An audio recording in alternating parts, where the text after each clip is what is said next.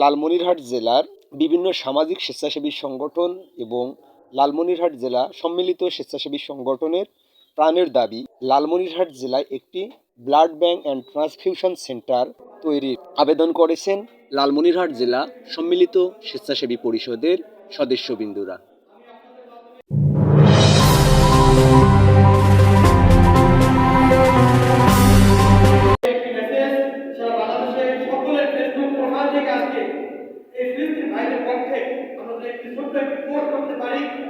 আজকের চোখ ইউটিউব চ্যানেলের পক্ষ থেকে আপনাদের স্বাগত। লালমনিরহাট জেলার রক্তদাতা সংগঠন ও স্বেচ্ছাসেবীদের স্বেচ্ছায় রক্তদানের গুরুত্ব শীর্ষক আলোচনা সভা ও ইফতার এবং ফিলিস্তিনিদের জন্য দোয়া মাহফিলের আয়োজন করেছেন লালমনিরহাট জেলা সম্মিলিত স্বেচ্ছাসেবী পরিষদ। উক্ত অনুষ্ঠানে প্রধান অতিথি হিসাবে উপস্থিত ছিলেন লালমনিরহাট জেলার সুযোগ্য অতিরিক্ত পুলিশ সুপার মহোদয় এবং Bangladesh clinic and diagnostic centre মালিক সমিতির সভাপতি এবং সেক্রেটারি, লালমনিরহাট জেলা সম্মিলিত স্বেচ্ছাসেবী পরিষদের সম্মানিত সভাপতি ও সবুজ সেবা ফাউন্ডেশনের প্রতিষ্ঠাতা সভাপতি জনাব খায়রুল ইসলামের সঞ্চালনায় উক্ত অনুষ্ঠানে বক্তব্য রাখেন বিভিন্ন সংগঠনের সদস্যরা। বক্তব্যে রক্তদাতা সংগঠন ও স্বেচ্ছাসেবীদের দীর্ঘদিনের প্রাণের দাবি লালমনিরহাট জেলায় একটি blood bank and transfusion centre তৈরির প্রাণের দাবি ছিল। স্বেচ্ছাসেবীরা প্রশাসনিক সহযোগিতা চেয়ে একটি ব্লাড ব্যাংক ও ট্রান্সফিউশন সেন্টারের জোর দাবি জানিয়েছেন সম্মানিত অতিরিক্ত পুলিশ সুপার মহোদয়ের নিকট।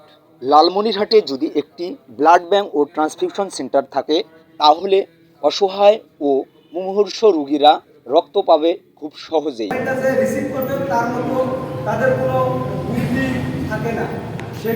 সকাল 11টা থেকে দুপুর 3টা পর্যন্ত সেখানে ব্লাড গ্রুপিং হয়।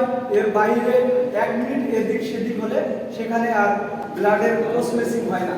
সেক্ষেত্রে যারা একটা সরকারি স্যালাইন কেনার মতো তাদের সামর্থ্য নাই, তারা কিভাবে বাইরে আসি ক্লিনিকে সেই ব্লাডের প্রসেসিং করবে, ডোনার নিয়ে আসবে। তা আমার আকুল আবেদন এডিসি স্যারের কাছে যেন লালমনিরহাটের স্বেচ্ছাসেবী যে কোনো স্বেচ্ছাসেবী সংগঠনের পক্ষ থেকে হোক, সম্মিলিত স্বেচ্ছাসেবী পরিষদের পক্ষ থেকে হোক একটি ব্লাড ব্যাংকের ব্যবস্থা করা হয়। এ বলে আমি আমার বক্তব্য এখানে শেষ করছি। আসসালামু আলাইকুম ওয়া রাহমাতুল্লাহি ওয়া বারাকাতুহু।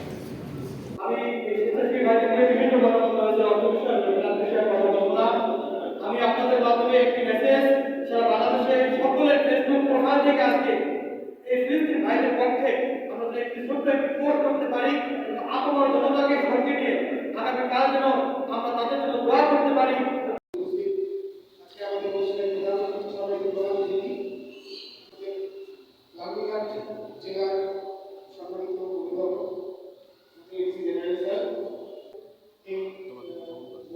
জেলার সম্মানিত সুদক্ষ অতিরিক্ত জেলা প্রশাসক মহোদয়কে শুভেচ্ছা জানাই এবং সকলকে যারা সামনে আজকের অনুষ্ঠানের মূল কান্ডারি, যাদের মহৎ চিন্তাভাবনা এবং উদার মানসিকতায় আমরা যে কঠিন মুহূর্তগুলো পার করি সেই অভিজ্ঞতা ফসলে আমাদের জেলার সৃষ্টি সুন্দর সন্তানগুলোর প্রতি আমার অনেক অনেক আদর স্নেহ ভালোবাসা।